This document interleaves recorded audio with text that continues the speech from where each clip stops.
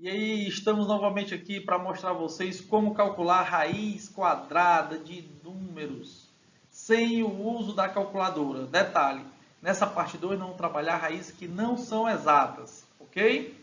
Não esqueça de se inscrever no canal, de dar aquele like e também nos seguir nas redes sociais. Mandem perguntas que nós fazemos vídeos ou respondo lá no meu Instagram e no Facebook, no Dicas do Gandhi, ok?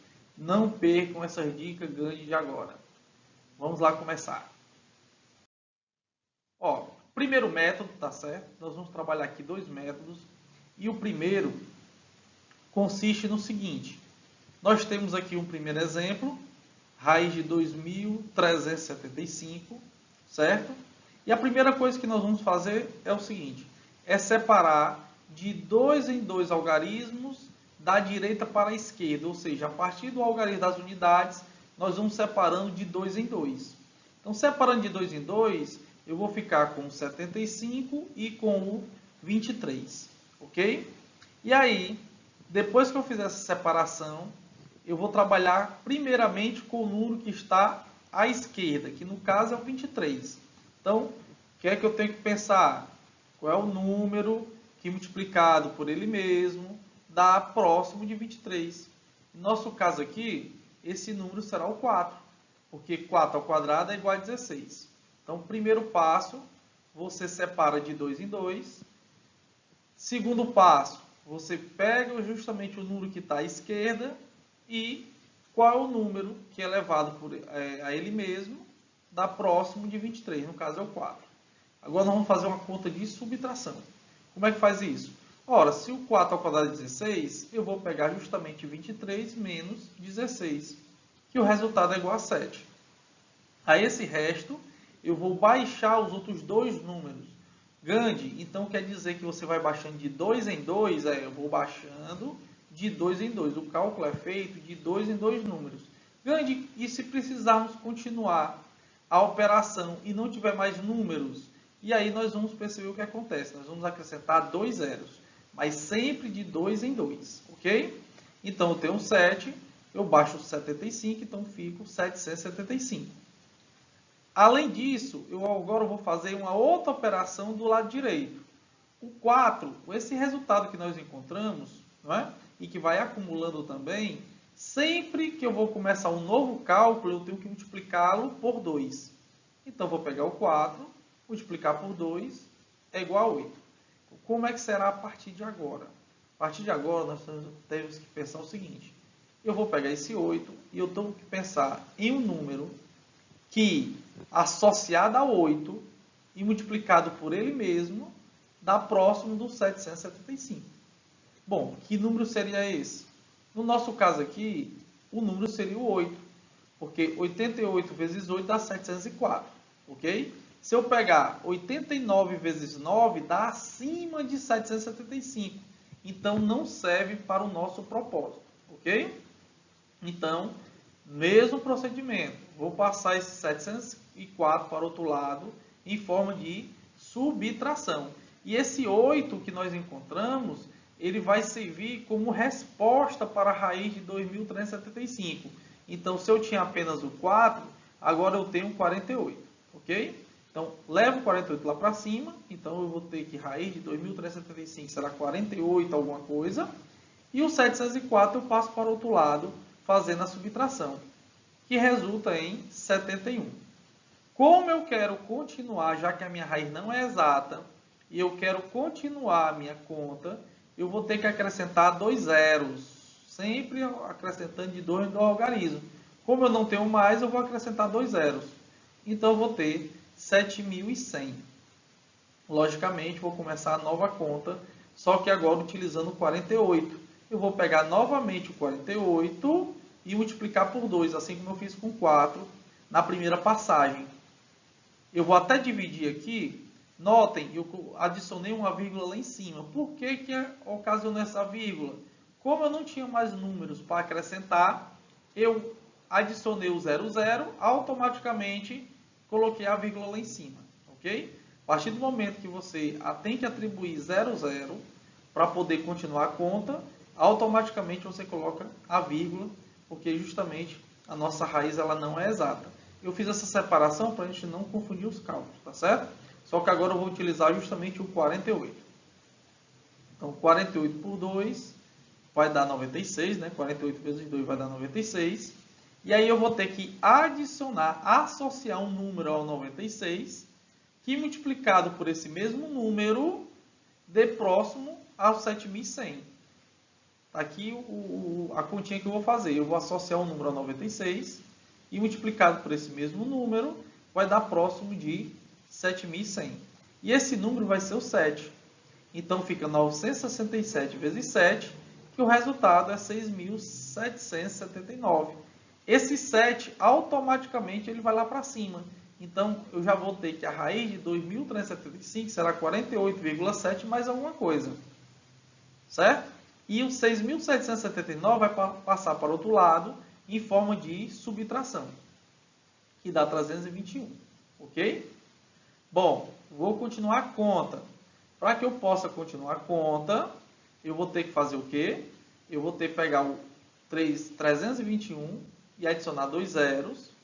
E agora, lá em cima, como eu tenho 48,7, eu vou pegar 487, ganhei a vírgula, não, esquece a vírgula, certo? Você pega só os algarismos.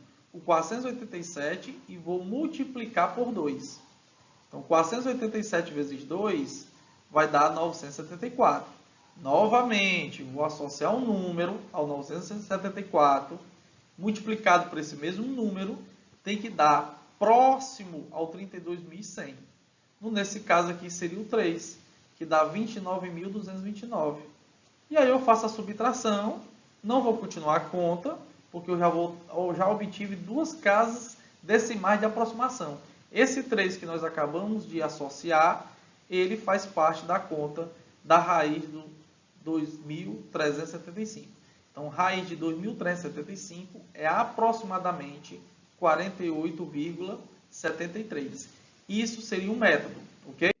Eu vou utilizar esse mesmo método para calcular a raiz de um número que seja exato. Porque esse método tanto serve para raízes que não são exatas, como para raízes que são exatas. Então, vejamos.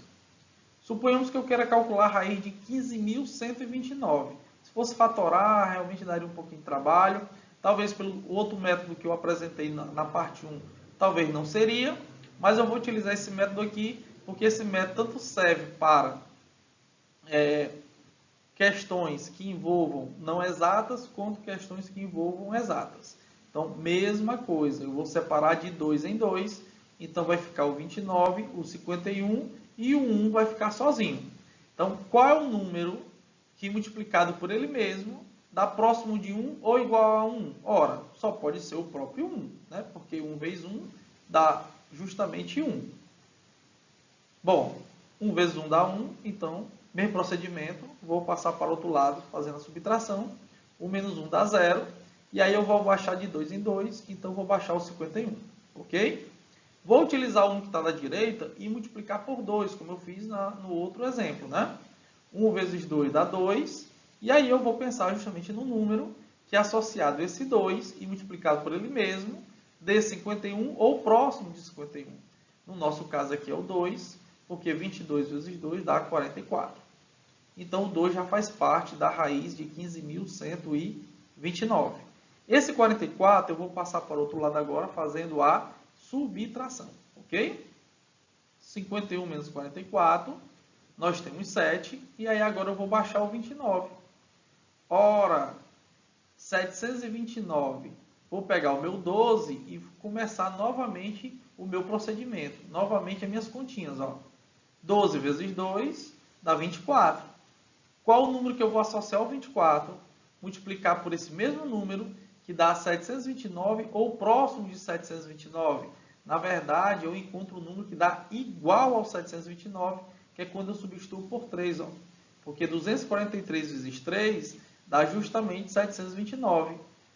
Ou seja, a minha conta é exata, então 123 é a raiz exata de 15.129. Então, esse método que eu apresentei serve para ambos os casos, quando eu tenho raízes exatas e raízes não exatas, ok? Vamos agora ver um outro método para calcular raízes não exatas. Bom, para esse método 2, nós temos uma formulazinha bem simples que eu vou mostrar aqui a vocês, certo? Raiz de A, ou seja, raiz de um número qualquer, tá certo? Esse número ele pode ser natural ou ele pode ser um número racional também, ok? Bom, então eu tenho que a raiz desse A vai ser o A mais x ao quadrado dividido por 2x. Gandhi, eita, já colocou álgebra no meio aí, quem é esse x com esse x? Gente, esse x não tem o que fazer. O x ao quadrado significa o quê? O quadrado perfeito mais próximo do número que nós estamos tentando encontrar. Se o x ao quadrado é aquele quadrado perfeito mais próximo, o x é justamente a raiz dele, que é 1 vezes 1, 2 vezes 2, o 3 vezes 3 e assim por diante. Vamos ver aqui um exemplo. Olha como é fácil. Exemplo 1. Olha aqui o número que eu coloquei. Raiz de 132,6. Isso até para pensar se torna difícil. Como é difícil fazer algo desse tipo? Olha como esse método fica fácil. Nós não vamos refinar, o nome da matemática é refinar, mas nós vamos encontrar uma raiz aproximada, mas bem aproximada mesmo. Com um cálculo nós já encontramos bem aproximado. Se fizermos 2 ou 3 cálculos, nós vamos encontrar um erro de 5 a 6 casas decimais. Então, significa que esse método é bem eficiente, ok? Ora, o que eu chamo de A é o 132,6. E o que seria o x ao quadrado? É só você pensar, qual é o quadrado perfeito mais próximo de 132,6? E aí você pensa no 121, que é o 11 vezes 11, né? 11 ao quadrado é 121. Então, o x ao quadrado seria o 121 e o x seria o 11. E aí eu substituo.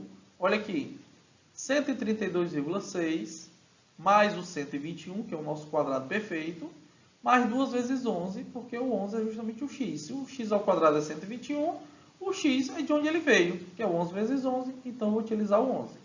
Somando 132,6 mais o 121, eu tenho 253,6. E dividido por 22, eu tenho aproximadamente 11,52. Se você pegar sua calculadora e fizer justamente o cálculo da raiz quadrada de 132,6, você vai encontrar aproximadamente 11,515, que é justamente aproximadamente 11,52. Olha como esse método é realmente maravilhoso. Espero que vocês gostem, viu? Vamos para o exemplo 2, a famosa raiz de 5. Olha aí, raiz de 5. Vamos ver se serve também para raiz de 5.